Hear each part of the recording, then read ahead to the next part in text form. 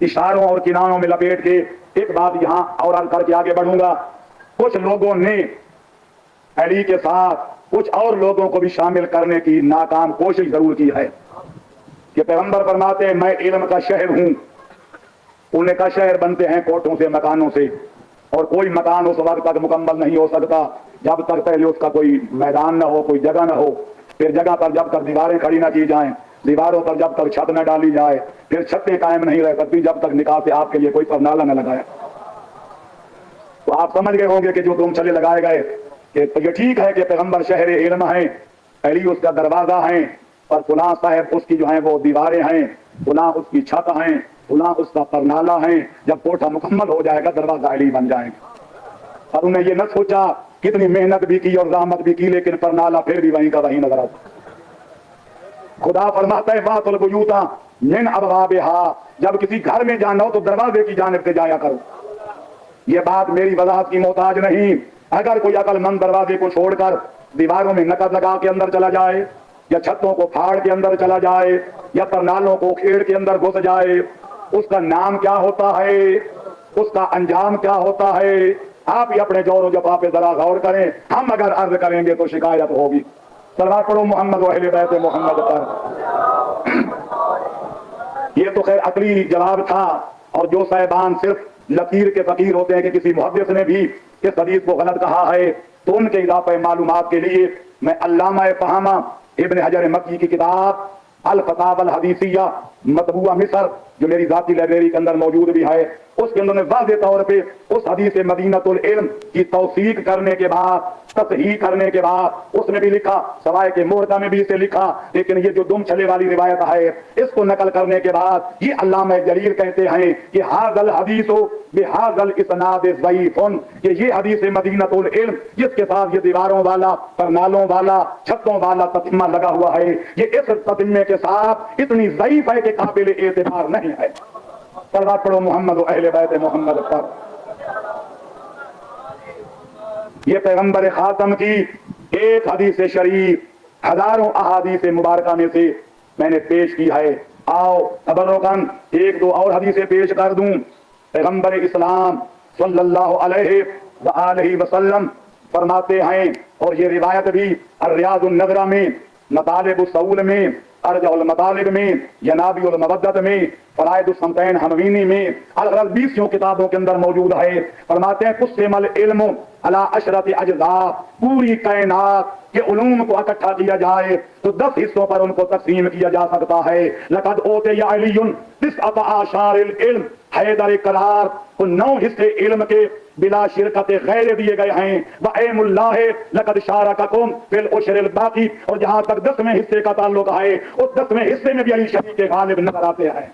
اندازہ لگاؤ، جب پیغمبر نے فیصلہ کر دیا کہ میرے بعد تمام کائنات کے علم کو 10 حصوں پہ تقسیم کیا جائے تو 9 حصے تو بلا شرکت غیر علی کے حصے میں جاتے ہیں، باقی جو کائنات کو دیا گیا وہ 10واں حصہ علم ہے، اور 10ویں حصے میں بھی شریک غالب میرے بھائی علی ابن ابی طالب نظر آتے ہیں۔ آپ بتاؤ اس نبی کے فرمان کی روشنی میں پیغمبر کے بعد ساری کائنات سے بڑا عالم کون نظر آتا؟ اور اگر ان ساری چیزوں سے ماورا اگر کوئی بندہ یہ چاہتا ہے، میں تو تب مانوں گا کہ پیغمبر علی ولی کا نام لے کر یہ وضاحت کر دیں کہ جہاں جہاں تک میری نبوت اور رسالت کا تعلق ہے علی پوری کائنات میں سب سے بڑے عالم علم لدنی نظر آتے ہیں، تو میں ان حضرات کی تباہ کے لیے یہ مطالبہ بھی پورا کیے دیتا ہوں کہ علامہ ابن عبد البر ہمارے برادران اسلامی کے نام ور عالم دین گزرے ہیں، جن کی کتاب الاستیعاب فی معرفت الاصحاب، صحابہ کرام کے حالات میں بہت بڑی مستند اور معتبر کتاب سمجھی جاتی ہے،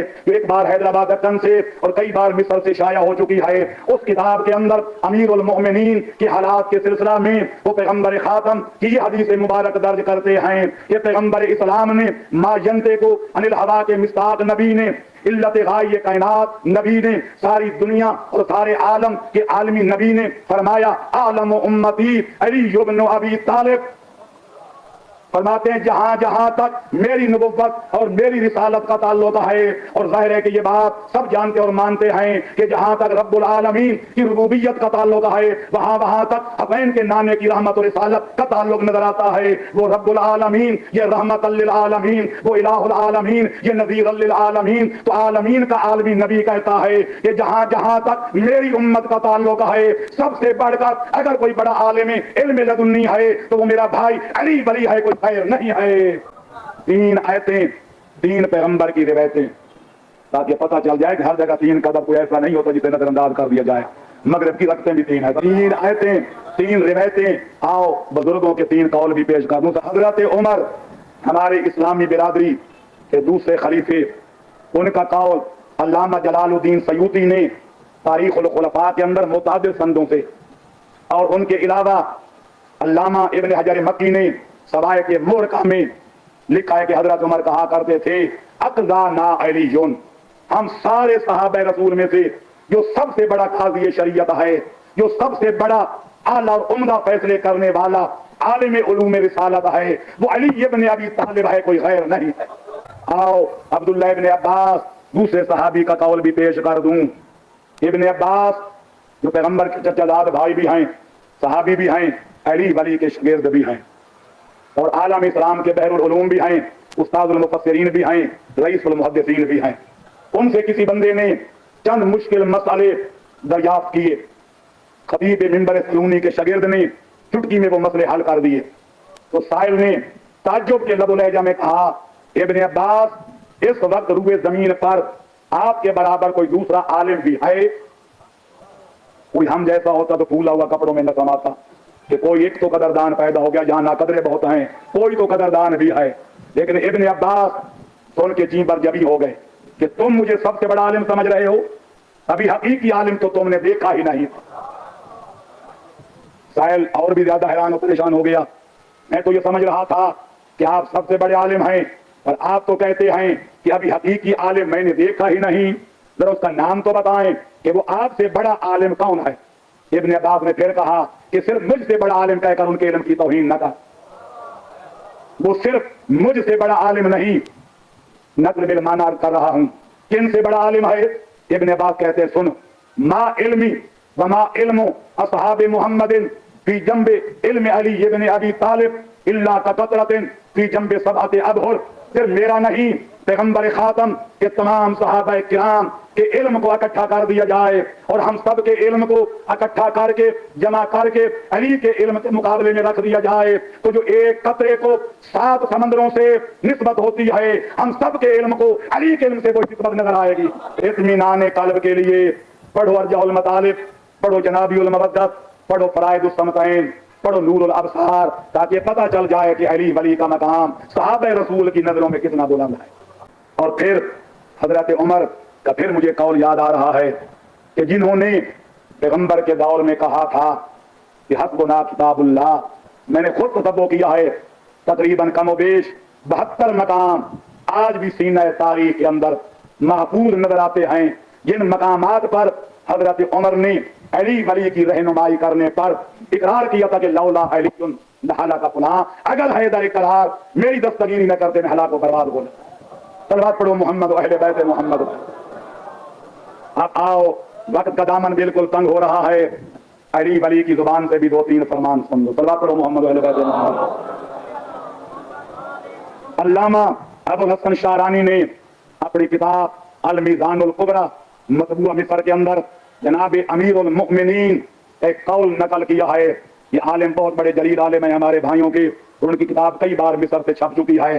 اس میں فرماتے ہیں کہ جناب امیر المؤمنین کہا کرتے تھے لو شئت لاوترت 70 بعیرا من تفسیر فاتحۃ الکتاب، اگر حالات سازگار ہو جائیں اور میں مسند تفسیر بچھا کر قرآن کی تفسیر لکھنے بیٹھ جاؤں، فرماتے ہیں الحمد کی 7 آیتیں ختم نہیں ہوں گی کہ 70 اونٹ کا بوجھ بن جائے گا۔ اندازہ لگاؤ، جو قرآن کی تفسیر لکھنے بیٹھ جائے اور سورہ الحمد کی 7 آیتوں کی تفسیر میں 70 اونٹ کا بوجھ تیار کر سکتا ہے، اس کے علم کا اندازہ لگانا نوع بشر کے دماغوں کی رسائی سے ماورا نظر۔ اس لیے مولا علی نے खुतबा शिक्षकिया में अपने बारे में एक जुमला फरमाया जिसको यहाँ मैं पेश करना मुनासिब जानता हूँ कि ला यरका इलैया तैर व यनहादिर अन्नि सैर। फरमाते हैं मेरी जात से इल्म के चश्मे उबल रहे हैं और मेरा इल्मी मकाम इतना बुलंद है, इस कदर अजल्लो अरफा है कि तुम्हारी अक्ल खिरद का परिंदा जिस कदर चाहे बुलंदियों पे परवाज करे उसके पर जल जाएंगे, पर अली के इल्म की बुलंदियों को कभी छू भी नहीं सकेगा। दूसरा फरमान जनाब अमीरुल मोमिनीन का जो जुबान ज़द खलाइक है, फरमाते हैं लौ सुन्नियत लियल विसादतु व जलस्तु अलैहा लहकमतु बैन अहलि ज़बूर बे ज़बूरिहिम व अहलि तौरात बे तौरातिहिम व अहलि इंजील बे इंजीलिहिम व अहलि फुरकान बे फुरकानिहिम हत्ता यंतिक कुल्लु किताबिन लक़द क़ज़ा अलीयुम बिमा फ़िय्या। अगर मेरे लिए मसनद क़ज़ावत बिछा दी जाए और मैं अली वली उस पे बैठ जाऊं, फरमाते हैं मैं ज़बूर वालों के फैसले ज़बूर से करूंगा, मैं तौरात वालों के फैसले तौरात से करूंगा, मैं इंजील वालों के फैसले इंजील से करूंगा, मैं कुरान वालों के फैसले कुरान से करूंगा। और अजीब जुमला ये है, फरमाते हैं मैं अली फैसले भी वो करूंगा कि हर किताब जुबान हाल से पुकार पुकार के कहेगी कि हसैन के बाबे ने, अबू तालिब के बेटे ने वो फैसला किया जो खालिक ने मुझ में लिख दिया है। और इन सब से माबरा और सबसे बुलंदो बाला मेरे आका का वो दावा है कि जिस दावे में मुस्तफा के सिवा आदम से लेकर ईसा तक कोई नबी भी उनका शरीक नजर नहीं आता। और वो दावा है जो दुनिया जानती है, जिस पर मुतअद्दिद किताबें लिखी जा चुकी हैं। हाल ही में चंद जिल्दों में ईरान से एक किताब शाया हुई है जिसका नाम यही है सलूनी सलूनी कबला अन तक़िबूनी।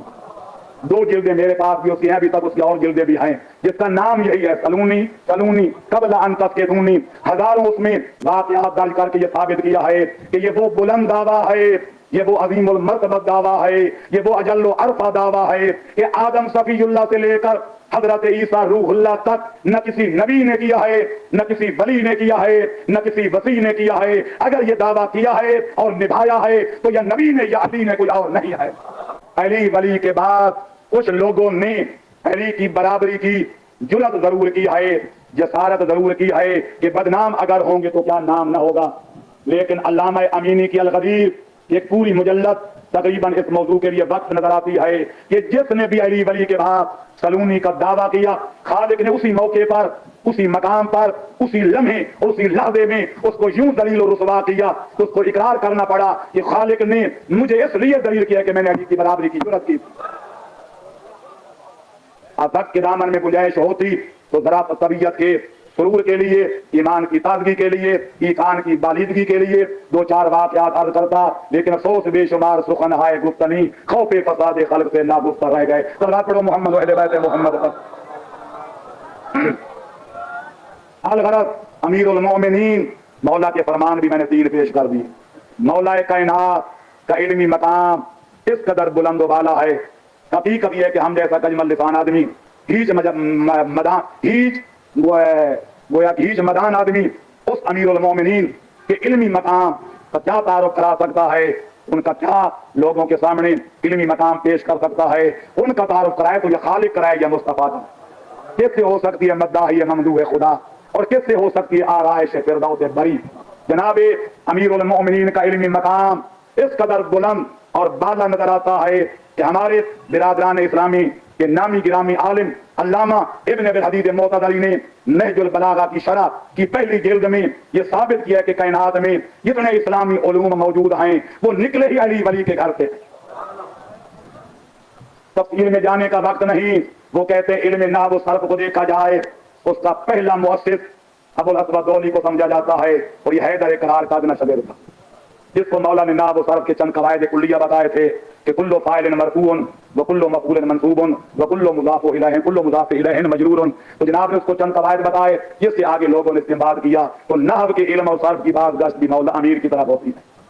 यहाँ तक इल्म तफसीर का ताल्लुक तो सब उलमा में से, सहाबा रसूल में से इनको सब रईसुल मुफस्सिरीन कहते हैं, वो अब्दुल्लाह इब्न अब्बास हैं और हैदर करार के बहुत शागिर्द नजर आते हैं। तो इल्म तफसीर की बात गश्त भी अमीरुल मोमिनीन की ज़ाते वाला सिफात की तरफ नजर आती है। यहाँ तक अहादीस नबविया का ताल्लुक है, जितने भी बड़े बड़े मुहद्दिस गुजरे हैं सब अपना इस्तिनाद इब्न अब्बास तक पहुंचाते हैं और इब्न अब्बास अली वली के अदना शागिर्द नजर आते हैं। और जहाँ तक इल्म फिक़्ह के इमामों का ताल्लुक है, हमारे बिरादरान इस्लामी के 4 अइम्मा हैं, 4 उनके फिक़ही मसलक हैं, इमाम मालिक, इमाम आजम, इमाम शाफई, इमाम अहमद इब्न हंबल, चारों के सलासिल हैदर करार तक पहुंचते हुए नजर आते हैं। जनाब इमाम मालिक ربیعۃ الرے کے شاگرد ربیعۃ الرے جناب اکرمہ کے شاگرد جناب اکرمہ عبداللہ ابن عباس کے شاگرد جناب ابن عباس حیدر قرار کے شاگرد. سلسلہ فقہ جناب امیر تک پہنچ گیا. امام اعظم کو لے لو. امام اعظم جناب امام محمد باقر امام جعفر صادق علیہ السلام کے شاگرد. جس کو شک ہو وہ شبلی نعمانی کی سیرت النعمان مطبوعہ آگرہ کا صفحہ 25 اٹھا کر دیکھے.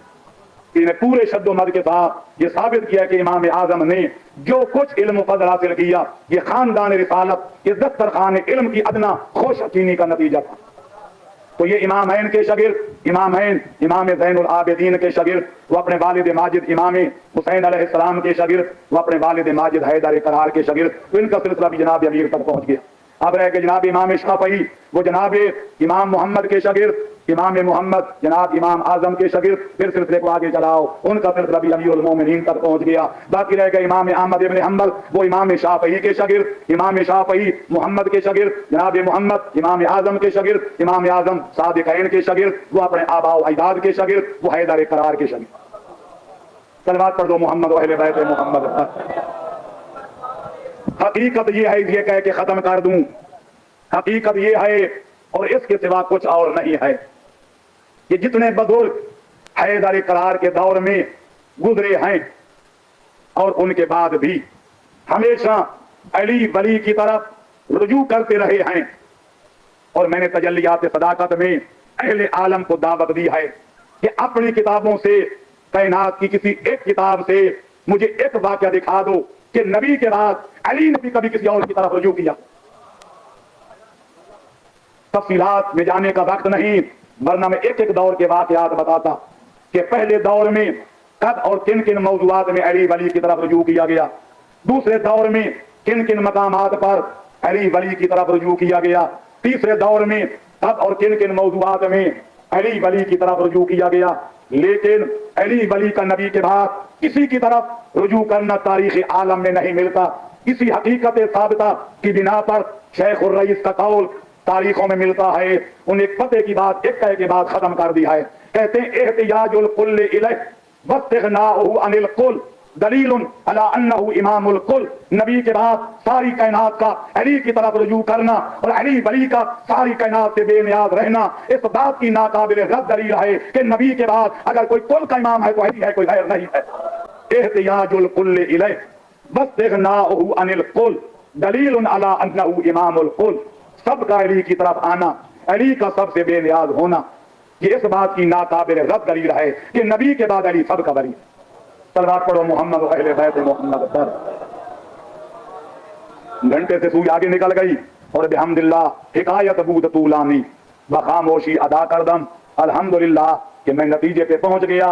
ان حقائق ثابتہ کی روشنی میں اس حقیقت کا اعتراف کرنے کے بغیر کوئی چارہ کار نہیں ہے کہ نبی خاتم کے بعد پورے عالم امکان میں پورے عالمین میں حسین کے بابے کے برابر کوئی عالم علم لدنی نہیں ہے بلکہ سب سے بڑا عالم فاضل سب سے بڑا عالم علم لدنی سب سے بڑا عالم علم قرآن سب سے بڑا عالم اسلام کا عالم اگر کوئی نظر آتا ہے تو حیدر قرار نظر آتا ہے.